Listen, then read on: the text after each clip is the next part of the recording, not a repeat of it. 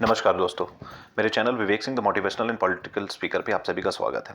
आज हम बात करने वाले हैं ऐसे टॉपिक पे जो हर कोई न्यूज़ देख रहा है पिछले कई महीनों से, कुछ सालों से। क्या हो रहा है, आप देख रहे हैं कि नोट, यानी मैं इसकी रोकड़े की बात कर रहा हूँ, पैसे मतलब मिल रहे हैं गद्दों के अंदर में, बड़े बड़े कट्टे बोलते हैं ना, जो बोरियां बोलती है, भर भर के बोरियों में पैसे मिल रहे हैं। कोई नेता है, कोई इंजीनियर है, कोई आईएएस है, कोई आईपीएस है, मतलब ऐसे अधिकारी, जो बड़े बड़े अधिकारी, जो कोई बड़े बड़े सचिव हैं, जो बिल्कुल सरकार में आप बोलते हैं उच्च पद पे है, सरकारी पद पे हैं, व्यवस्था में बड़ी ऊंची पद पे है, प्रशासनिक पद पे हैं। ऐसे कितने आप देखिए न्यूज़ आ रही है, घटनाएं आ रही है कि पकड़े जा रहे हैं, और पैसे थोड़े मोड़े नहीं मिल रहे हैं कि 20 लाख 50 लाख, अरे करोड़ों अरबों में पैसे मिल रहे हैं। और ये भी दावा किया जा रहा है कि अभी तो इतने मिले हैं, अभी और भी पैसे मिलने की आशंका है, पैसे और कहीं दबा के रखे हुए हैं, यानी कि कोई अरबों रुपए मिल रहे हैं। अभी रिसेंटली आप देखिए एक इंजीनियर का यहाँ पे अभी पड़ा, छापा पड़ा, उस पर करोड़ों रुपए मिल गए। उसका बच्चा वो तो भाई साहब एक मतलब 40-40-50 हजार के वो तो कपड़े पहनता था, और एक बार जो पहन लिया वो फेंका नहीं। इसको हमारे पलामू के ठेठ भाषा में बोलते हैं धधैनी। जी हाँ, यानी कि धधैनी जब हो जाता है, यानी कि पाँव आपके जमीन से ऊपर जब होने लगते हैं, तो अब विनाश की घड़ी आ जाती है। इसका मतलब यही है, इंसान को कभी धधाना नहीं चाहिए। और ये आप देखिए कि वो ऐसा बंदा, पता नहीं वो जो इंजीनियर जो पकड़ा गया, उसकी क्या क्वालिफिकेशन होगी, क्या होगी, ये तो सब सरकार जाने, जिनके पास ये सारा चिट्ठा रहता है, सारे जिनके डॉक्यूमेंट्स होते हैं कि किस बेसिस पे वो कहाँ बन जाते हैं। थे तो वो engineer, I don't know about his qualification, लेकिन भैया उसके पास इतने पैसे कहाँ से आ गए? तनख्वाह है नहीं इतनी, सैलरी अगर आप देखेंगे जो पे स्केल लागू होती है, सरकारी है चाहे उनकी, तो इतने तो पैसे नहीं हैं।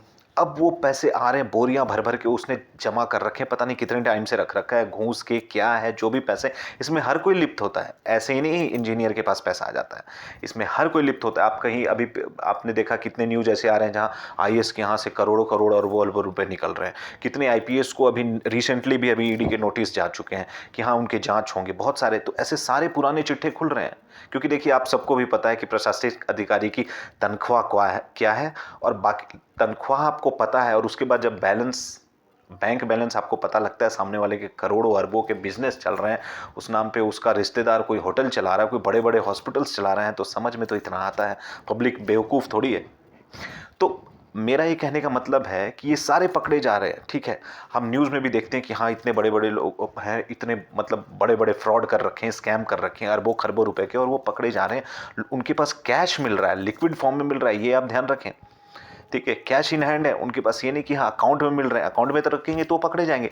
लेकिन मेरा ये कहने का मतलब है कि आपकी जो भी एक्सपेंसेस है, लिमिटेशंस हैं, उसको 100 टाइम्स 1000 टाइम्स एक्सीड करके अगर आप उसको कैलकुलेट करें, उतने पैसे कैश पड़े हुए हैं।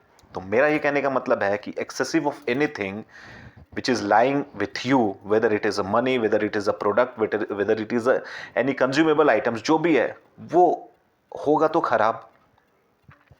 Access of anything. अब आप कहेंगे कि भाई नोट थोड़ी खराब होता है, कहीं खाना है, अगर आप एक्सेस रख लेंगे स्टोर करके तो खराब हो जाएगा, ठीक है। तो आपको जितना आवश्यकता है आप उतना ही लेते हैं और उसको यूज़ करते हैं। अब आप कहेंगे कि भैया पैसा थोड़ी खराब होता है, नोट रखा हुआ है करोड़ों अरबों रुपए का, चाहे वो 2 नंबर का है या 3 नंबर का है, या लूट के रखा है, उसने रख रखा है, ठीक है। उसको खाने के, उसके डेली जो खर्च करने, उसके औकात से भी 1000 गुना लाखों गुना ज़्यादा इतना पैसा पड़ा हुआ है। तो भैया वो पैसा नहीं खराब होगा, लेकिन वो सिस्टम में खराबी पहुंचाएगा, वो समाज को खराब करेगा वो पैसा। अब कैसे खराब करेगा? तो ये देखिए कि ये जो पैसे, ये जो आते हैं, ये जो पैसे इनके पास इतने पड़े रहते हैं, ये पैसे का इस्तेमाल कहाँ होता है? हम लोग कहीं भी दिमाग नहीं लगाते, या उतना हम सोचते नहीं, या बहुत लोग सोचते भी होंगे तो हो सकता है बोल नहीं पाते, ठीक है। तो हम भी ये आकलन, अपना जो एनालिसिस करते हैं, हर कोई जो एनालिसिस करता है, एजम्पशन करता है, वो कुछ बेस के आधार पे ही करता है। सामने कोई ऑब्जेक्ट आपको दिखता है उसके बेसिस पे करता है। तो यहाँ पे मेरा जो आकलन है, एनालिसिस है मेरा, वो ये एनालिसिस कहता है कि ये जितने भी कैश फॉर्म में, ये जो लिक्विड फॉर्म में ये जो रखते हैं जमा करके, ये पैसा कहीं ना कहीं समाज में कुछ गलत चीज़ों को बढ़ावा देने में इसका इस्तेमाल हो रहा है भैया। हम देखते आते हैं, कभी यहाँ पे कुछ हो रहा है, कुछ हो रहा है, समाज के अंदर में बहुत सारी ऐसी हैं समस्याएं जो हो रही हैं और समाज के अंदर से आप इसको ऊपर लेवल पे देखेंगे तो राष्ट्र के अंदर में भी बहुत सारी ऐसी गतिविधियां हो रही हैं जो राष्ट्र के खिलाफ हैं, जो देश के खिलाफ हैं, देश के सिस्टम के खिलाफ हैं, हमारे संस्कार के खिलाफ हैं, बहुत सारी चीज़ें। तो मेरा ये एनालिसिस होता है, कह रहा है कि ये जितने भी ऐसे जो कैश लोगों के पास से पकड़े जा रहे हैं वो कैश इतने रखेंगे तो नहीं मेरे कि हमको रोज का अपना डेली जो एक्सपेंसेस है उसको फुलफिल करना है, आटा चावल दाल सब्जी पनीर ये वो Domino's pizza this that chicken mutton, ये सारी चीज़ों के लिए तो नहीं होगा इतना पैसा। तो ये मेरा एनालिसिस है कि ये पैसे जो है ना ये कहीं ना कहीं कोई कुछ गलत कार्यों के लिए जो समाज के अंदर में खराबी पहुंचा रहा है, राष्ट्र के हित में नहीं है, ऐसे चीज़ों को बढ़ावा देने के लिए ये पैसे जरूर ये इकट्ठे किए जाते हैं और इसको ऐसी जगह छुपा के रखा जाता है कि पता ना चले। हो सकता है देश विरोधी गतिविधि में भी ऐसे पैसे काम आ रहे हो, ये तो जांच करेगी, जब सिस्टम जांच करेगी तब ये सारी चीज़ें सामने आएंगी और आने वाले भविष्य में ये पता लगेगा, एजेंडा पता लगेगा, ये पैसे को इस फॉर्म में लिक्विड फॉर्म में इतने पैसे को स्टोर करके बैलेंस करके कहीं छुपा के रखने का इसके पीछे का मकसद क्या है। आटा चावल दाल के लिए नहीं रखा जाता ऐसे, इतने की रिक्वायरमेंट ही नहीं है आटा चावल दाल की। तो ये पैसा करेंटली कहाँ यूज़ हो रहा है, आपको इतने सारे नोट के बंडल से वो कहाँ यूज़ हो रहे हैं, ये सोचने की बात है। ये तो मेरा एनालिसिस है, इसलिए मैंने आपके सामने सोचा चलिए डिस्कस करके एक शॉर्ट वीडियो बना के आपके सामने ये रखें।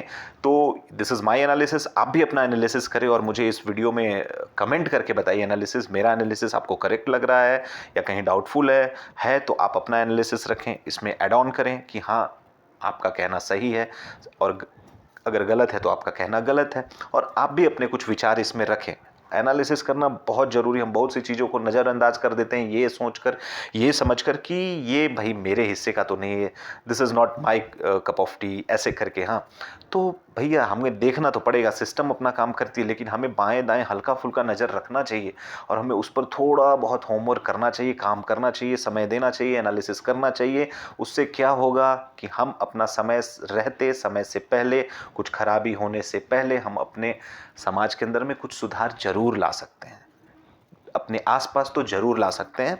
तो ऐसे नज़रअंदाज ना करें, हर चीज़ पे आपको लगता है कि कोई चीज़ ऐसे खराब लगता है कि कहीं पे कुछ ऐसा गतिविधि है या लगता है कि हाँ भाई ये ऐसा क्यों हुआ, कुछ अलग हट के क्यों हो रहा है, तो उस पर ज़रूर ध्यान दें, उस पर थोड़ा बहुत होमवर्क करें, थोड़ा समय बिताएं उसमें और खर्च करें अपना समय, क्योंकि ये अच्छी चीज़ें पैदा करेगी समाज के अंदर में। आप इसमें खर्च करेंगे तो कुछ अच्छा निकल के आएगा और वो अच्छाइयाँ आप समाज में जब बांटेंगे ना तो समाज आपके सामने दिखेगा कि वो फला फूला समाज, राष्ट्र अच्छा दिखेगा आपको, तो आपको खुशी होगी। तो इस तरह में कि आप थोड़ा समय बिताएं और इस पे ज़रूर वीडियो के ऊपर में ज़रूर जो भी मैंने आपको बताया मेरे एनालिसिस के ऊपर में आप ज़रूर कमेंट दें और मुझे बताएं कि हाँ एनालिसिस मेरा करेक्ट है या नहीं है, और अपने योगदान भी आप ज़रूर दें इसमें कमेंट बॉक्स में कमेंट करके। ठीक है, थैंक यू, टेक केयर।